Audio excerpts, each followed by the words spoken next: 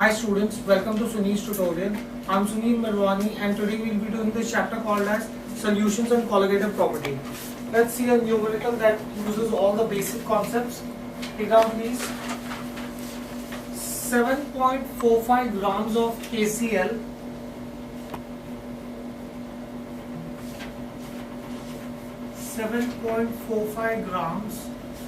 of KCl is dissolved in 100 grams of water. Is dissolved in 100 grams of water. Make that as 1000 grams of water, please. Is dissolved in 1000 grams of water. The density of the resulting solution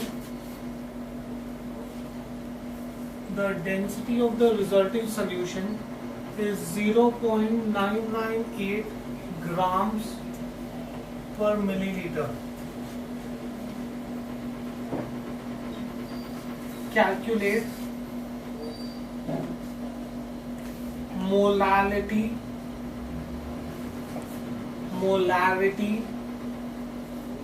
normality and mole fraction.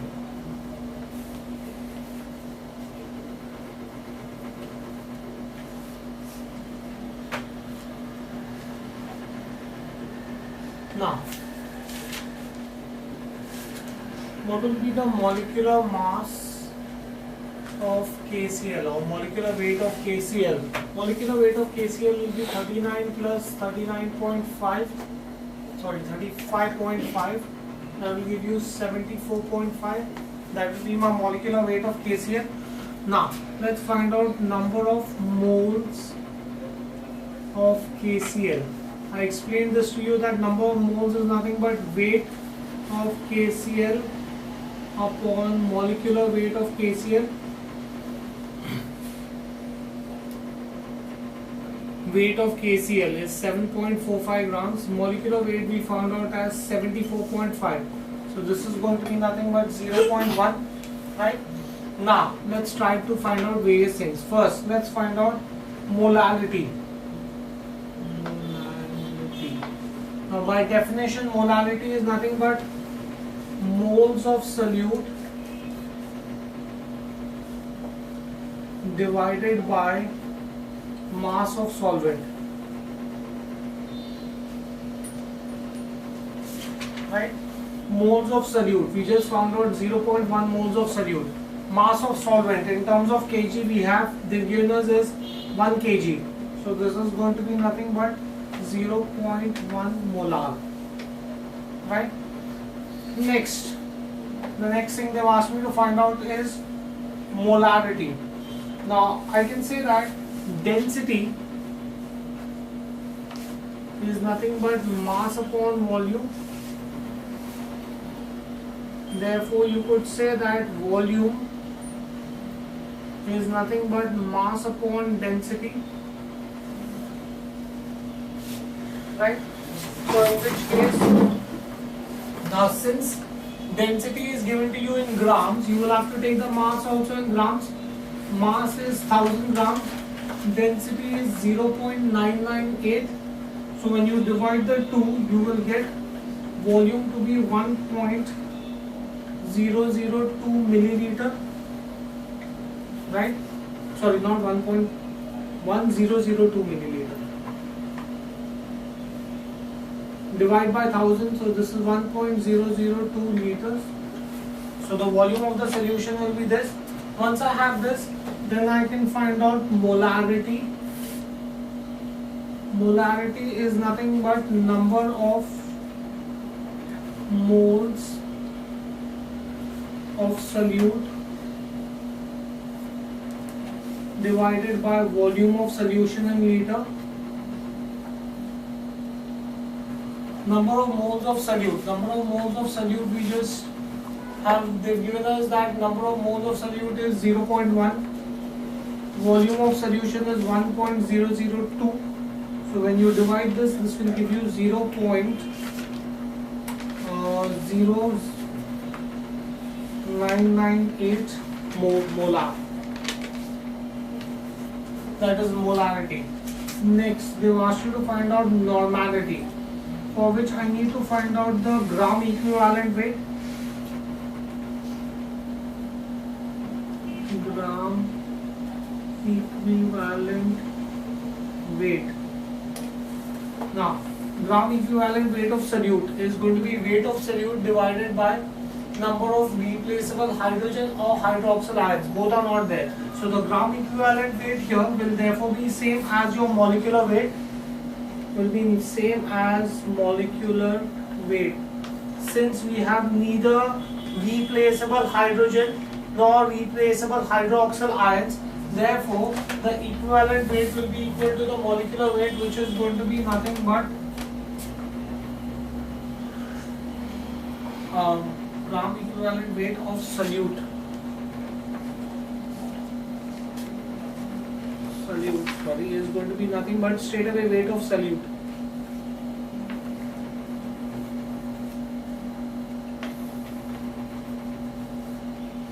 So that is going to be same as 74.5 molecular weight of solute.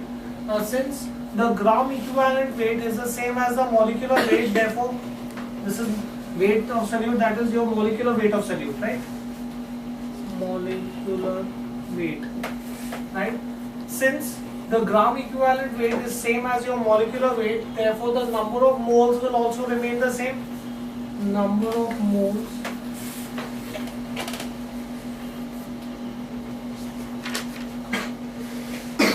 will also be the same, which will be 0.1. Once I have this, then I can find out normality.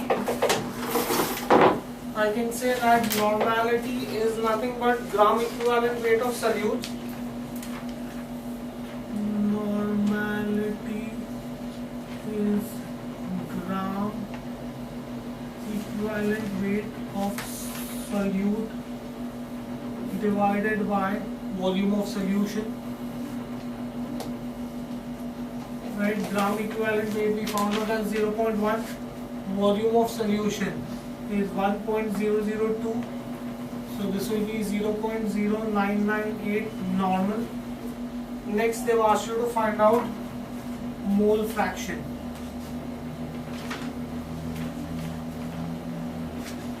Let's find out mole fraction of the solute first. Mole fraction of solute by formula is nothing but number of moles of solute. Number of moles of solute divided by moles of solute plus solvent. Solute plus moles of solvent. N2 divided by N2 plus N1, right? So in that case, number of moles of solute, how many moles of solute are there?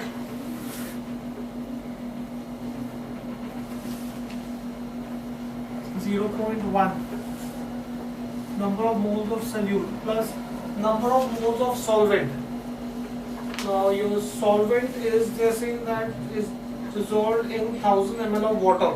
So first of all I need to get number of moles of solvent, which I will find out here. Moles of solvent N1 will be nothing but weight of solvent upon molecular weight.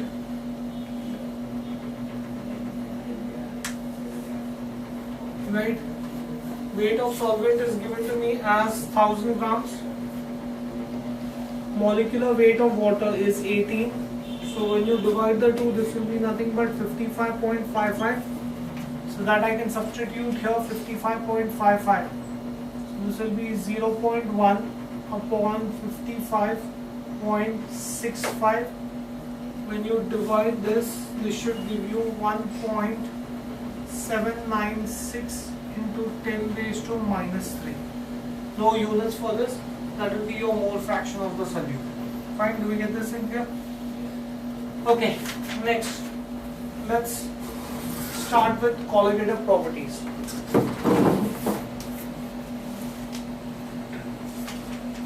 colligative properties. Question: what do I understand by the word colligative properties? Properties that do not depend, which depend upon the number of solute particles in the solution, but not on the size or the chemical nature of the particles, are called as colligative properties. So, which properties that would depend only upon the number of particles of solute, but not on the size, nature, chemical nature of the particles, would be called as colligative properties. Right? So what are colligative properties? Colligative properties definition. What do I understand by colligative properties? The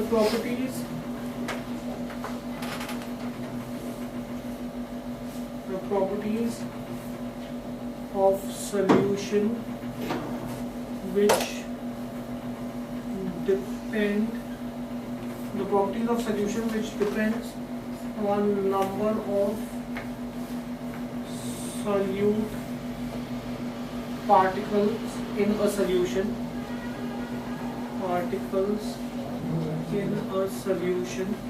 Number of solute particles in a solution, but not on the size,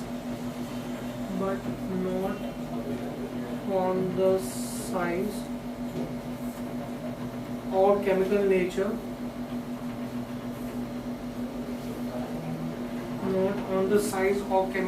of the solute particles,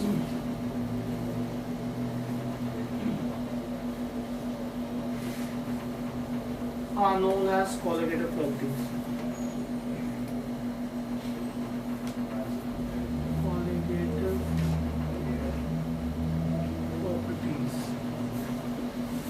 Right? So these are those properties that will depend only upon the number of particles of solute, which depend upon the number of solute particles in the solution. Now, let's try to discuss some of these properties. If I had a dilute solution would show the following colligative properties. Right? I can say that dilute solutions show following properties.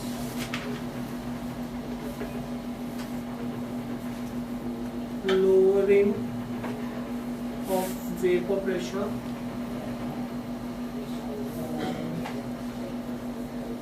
then elevation of boiling point,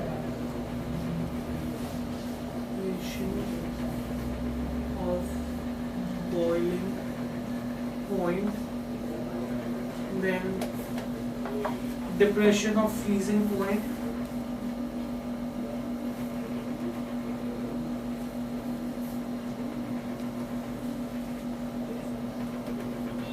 and lastly osmotic pressure.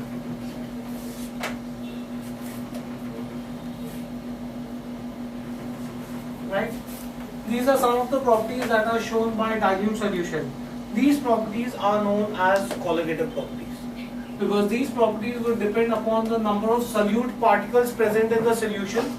They would not depend upon the size or the chemical nature of the solute particles. Right? They are related to one another. If one property is measured, the other can easily be calculated. So colligative properties of a dilute solution are particularly important for providing the molecular weight of non-volatile solutes. Where do I use them? In order to find out the molecular weight of non-volatile solutes. So I can say that these properties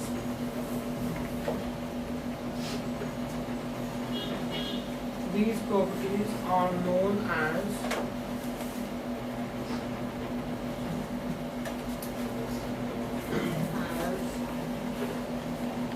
colligative properties. These properties are known as colligative properties, right? And they are related to one another.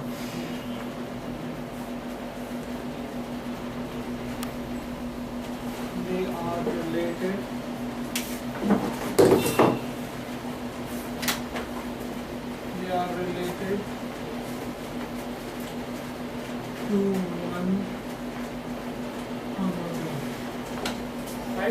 these are those properties that are related to one another. Now let's try to see each property in detail. Let's first see lowering of vapor pressure.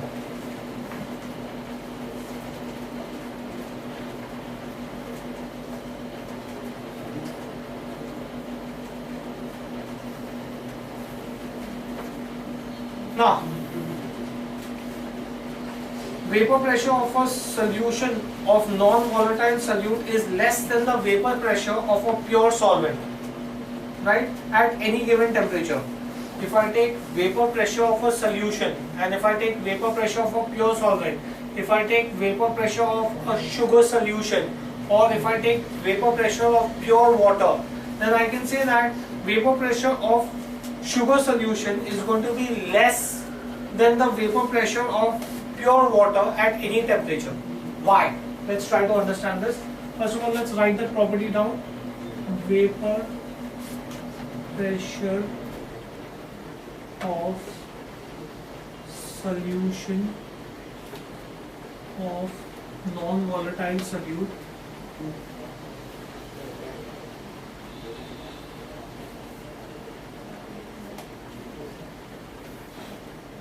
is less than the vapor pressure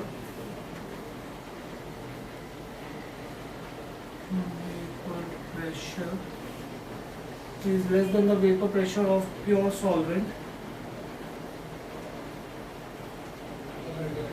is less than the vapor pressure of pure solvent at any given temperature.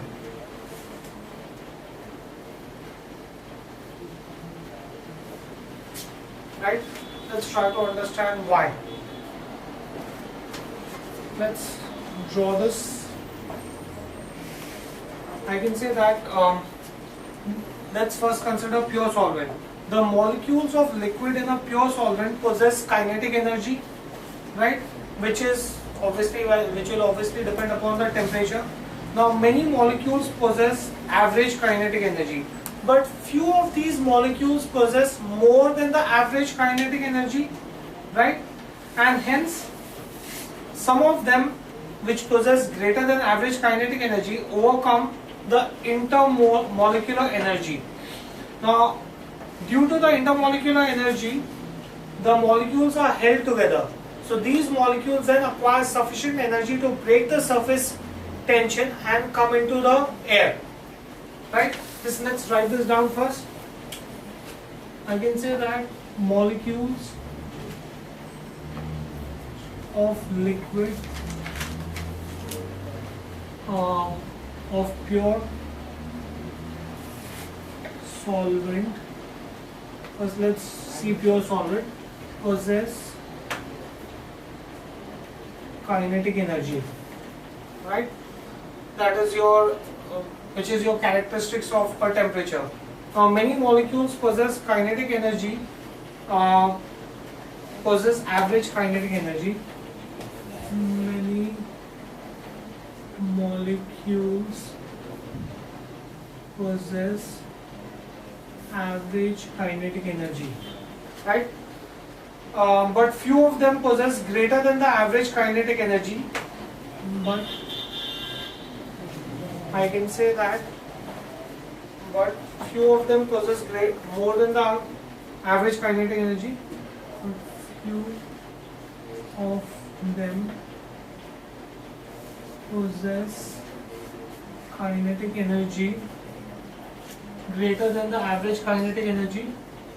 Possess kinetic energy greater than average kinetic energy, right? And sometimes this energy overcomes the intermolecular energy, and sometimes this energy overcomes intermolecular energy. What do I understand by intermolecular energy? Right? It is due to intermolecular energy that molecules of liquid are held together. Right? It is due to intermolecular energy that molecules of liquid are held together. Now, if these molecules possess more energy than the intermolecular energy, then what would happen is that when the kinetic energy overcomes the intermolecular energy, the molecules which are present on the surface would leave the liquid in the form of vapor, right? And this process is called as evaporation. That's how evaporation will take place. When the kinetic energy of a particular molecule becomes more than the average kinetic energy, it leaves the surface, right? So I can say that when kinetic energy overcomes intermolecular energy,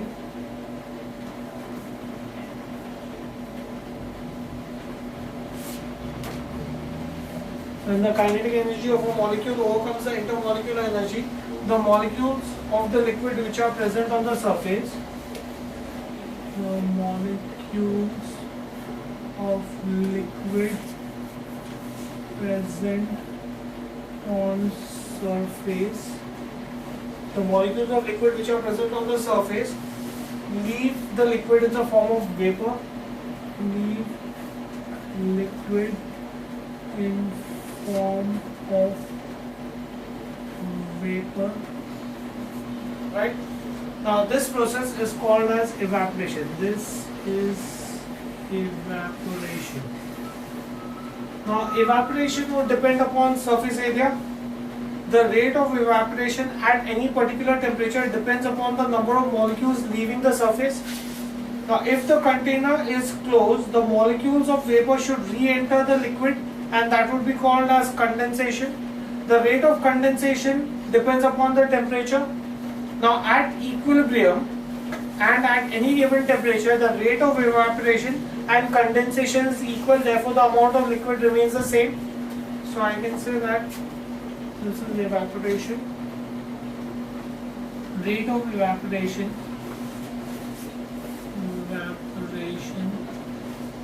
at a particular temperature. Rate of evaporation at a particular temperature depends upon the number of molecules of liquid at the surface. Rate of evaporation at a particular temperature depends upon the number of molecules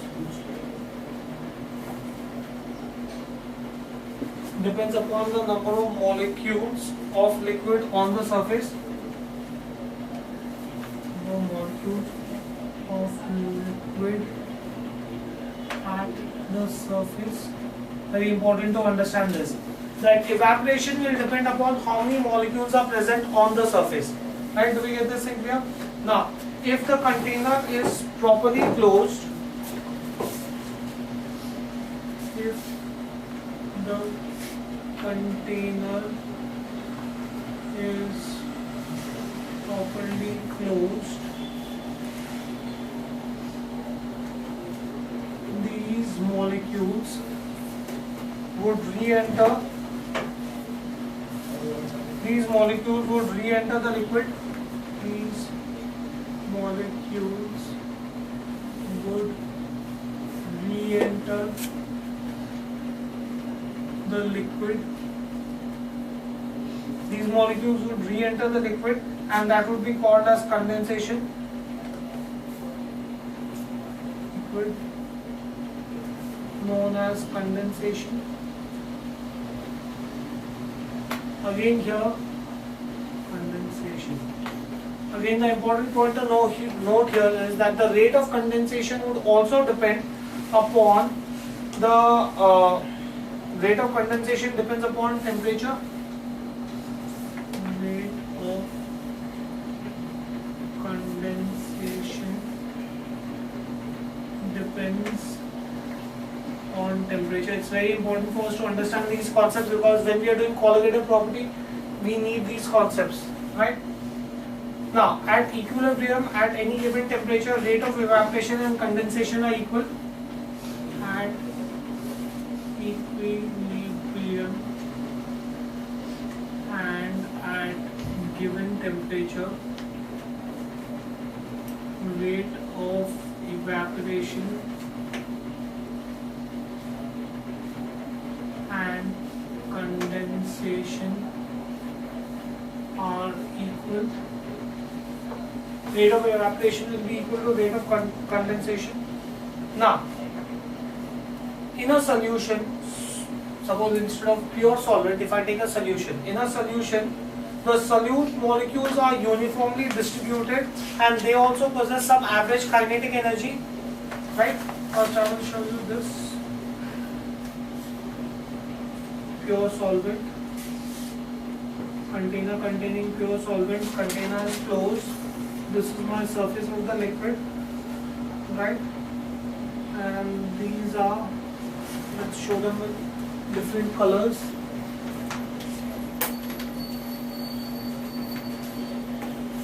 I have liquid molecules that possess average kinetic energy,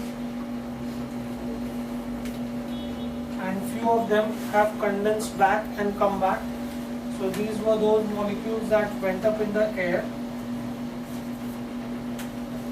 These are those molecules that went up in the air, and since the container was properly closed, they came back in. Right? So that is exactly what I was telling you here. Next, let's move on ahead. Now, suppose if I take a solution. In a solution, what will happen? In a solution, the solute molecules are uniformly distributed. Solute molecules are uniformly distributed. In a solution, the solute molecules are uniformly distributed and they also possess average kinetic energy. And they also possess average kinetic energy. Right? Now, a few solute molecules will always be present on the surface of the solution at any given temperature. A few solute molecules will always be present on the surface of the solution. Solution at any temperature. Right? Now, as a result of this, due to these solute molecules, the number of solvent molecules on the surface are going to get reduced. Due to these solute molecules, the number of solvent molecules on the surface will be reduced. Right? These molecules would get reduced. Now, as a result of this, you would have the number of molecules of the solvent on the surface getting reduced. This results, now I said we had already discussed this, that the rate of evaporation depends upon the number of molecules of the liquid on the surface. If the number of molecules on the surface get reduced, then the rate of evaporation will also get reduced. Simple logic, guys. So this results in a decrease in rate of evaporation. This results in a decrease in rate of evaporation. Do we understand why there will be a decrease in the rate of evaporation? Where I had this entire surface for sending liquid molecules up, now some space is going to be occupied by the solute molecule, right? Therefore, there will be only less amount of surface area available for sending the molecules up, and therefore obviously the rate of evaporation would reduce. Now, as the condensation remains constant depending upon the temperature, we said that condensation depends on temperature only. As rate of condensation remains constant, as rate of condensation remains constant depending upon the temperature, remains constant depending upon the temperature.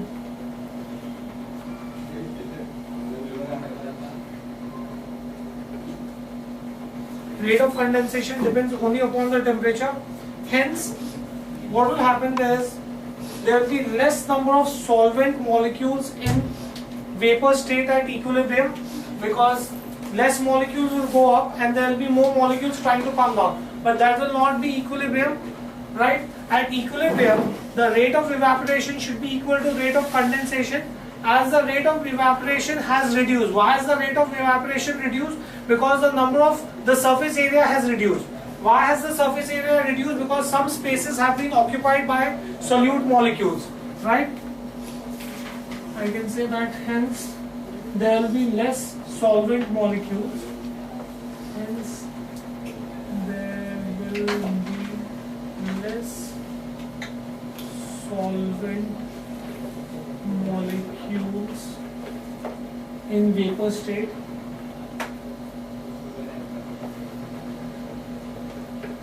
at equilibrium, right? This would result, see, I'll just show you this, what will happen now. This was my pure solvent, right? Liquid molecules, close the container properly. I had some molecules that had gone up, right? There were some molecules that had acquired more than the average kinetic energy and they had gone up, right? So these molecules would exert some pressure. Let's call that pressure as P, right? Now that pressure would depend upon the number of molecules. Now let us see, this was for a pure solvent. Let's see the same thing for a solution. This is pure solvent. I can do the same thing for a solution also. Now, in the case of solution, there will be some area of the surface that is going to be occupied by the solute particles. These are those areas of the surface that are occupied by solute particles. Solute is uniformly distributed, right? Solvent is uniformly distributed. Few solvent molecules have acquired energy greater than the average kinetic energy. But now, look at this. There was more space available here for the solvent molecules to go up, right? Now, here there is less space available, so there will be only few solvent molecules that will go up. Now, as only few solvent molecules will go up, they will exert less pressure. This pressure, let's call it as PS. You can clearly see from the diagram the pressure that is exerted in pure solvent is more than the pressure that is exerted in a solution. It's very clear that P is greater than PS. P is being exerted by 4 molecules or 5 molecules in our diagram, whereas PS is being exerted only by 2 molecules. Therefore, what will happen is that the pressure will reduce. So this will result in the lowering of vapor pressure. That is the reason why the vapor pressure of a solution is less than the vapor pressure of a pure solvent, right? Okay, we'll stop this here for the day. Thank you very much.